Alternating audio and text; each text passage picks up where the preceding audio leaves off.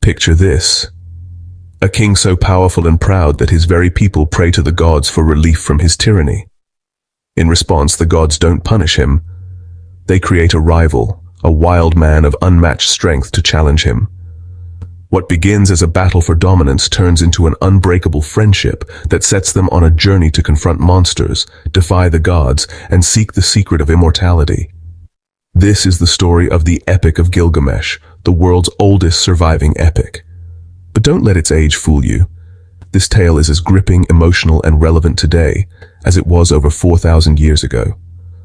Buckle up, because we're diving into a story of heroism, friendship, loss, and humanity's timeless quest for meaning. The Epic of Gilgamesh is not just an ancient story, it's the ancient story. Written in cuneiform on clay tablets around 2100 BCE, this Mesopotamian epic predates Homer's Iliad by over 1,000 years. It originates from the city of Uruk, located in modern-day Iraq, and tells the tale of Gilgamesh, the historical king of Uruk, who becomes a mythic hero. Our story begins in Uruk, a magnificent city-state ruled by King Gilgamesh. But Gilgamesh isn't the noble hero we might expect, at least not yet.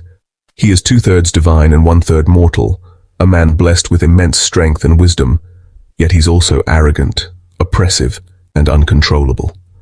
The people of Uruk cry out to the gods, begging for relief. The gods answer their prayers in a surprising way. They create Enkidu, a wild man of the steppe, crafted from clay to be Gilgamesh's equal in strength and spirit. At first, Enkidu lives among the animals, untamed and free. But when he's introduced to human civilization through a transformative encounter with a woman named Shamhat, Enkidu begins to change.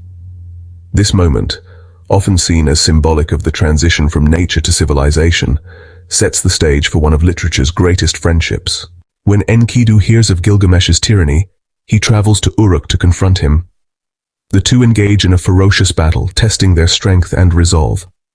But something unexpected happens. Neither emerges as a clear victor.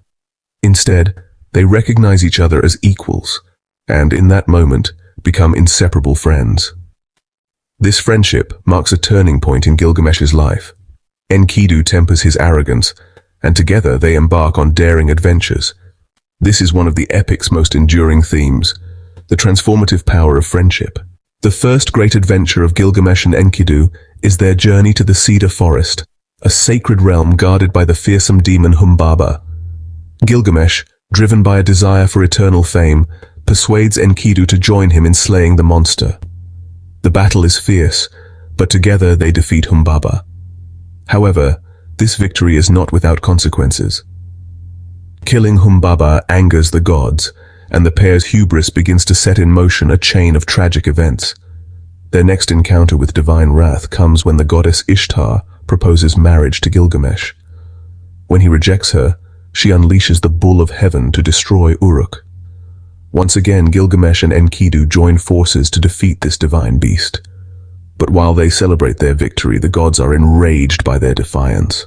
The gods decree that one of the two heroes must die as punishment for their defiance. They choose Enkidu. His death is slow and agonizing, and for the first time, Gilgamesh is forced to confront the reality of mortality. Enkidu's death shatters Gilgamesh. He mourns not just for his friend, but for the realization that he too is mortal. This is the emotional core of the epic, the moment where Gilgamesh transitions from a brash, self-absorbed king to a man haunted by the fragility of life. Stricken with grief, Gilgamesh embarks on his most personal journey, a quest to find the secret of eternal life. He travels to the ends of the earth, seeking Utnapishtim, the only man granted immortality by the gods. Utnapishtim tells Gilgamesh the story of a great flood, a tale strikingly similar to the biblical story of Noah's Ark, and reveals that immortality is a gift the gods rarely bestow. Even so, Utnapishtim offers Gilgamesh a test to prove his worthiness. He must stay awake for 7 days. Gilgamesh fails, his exhaustion a poignant reminder of his human limitations. However, Utnapishtim reveals one last secret, a magical plant that can restore youth. Gilgamesh retrieves the plant, only to lose it to a serpent while bathing. This loss underscores the epic's ultimate message.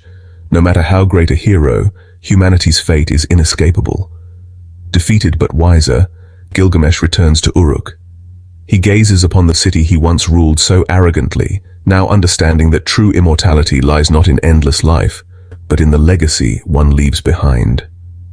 The epic ends with Gilgamesh embracing his mortality and taking pride in the lasting impact of his deeds. His journey, from arrogance to friendship, from grief to self-awareness, reflects a universal truth. It's not about how long we live, but how we live and what we leave behind. So why does the Epic of Gilgamesh endure after thousands of years? It's because its themes are timeless. Friendship. The bond between Gilgamesh and Enkidu is one of the most profound in literature. Mortality.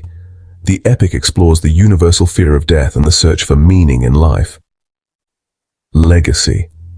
It asks us to reflect on how we'll be remembered after we're gone. These are questions that resonate with every generation, making Gilgamesh's story as relevant today as it was in ancient Mesopotamia. If you enjoyed this deep dive into humanity's oldest epic, make sure to like, subscribe, and hit that bell icon for more explorations of the greatest stories ever told.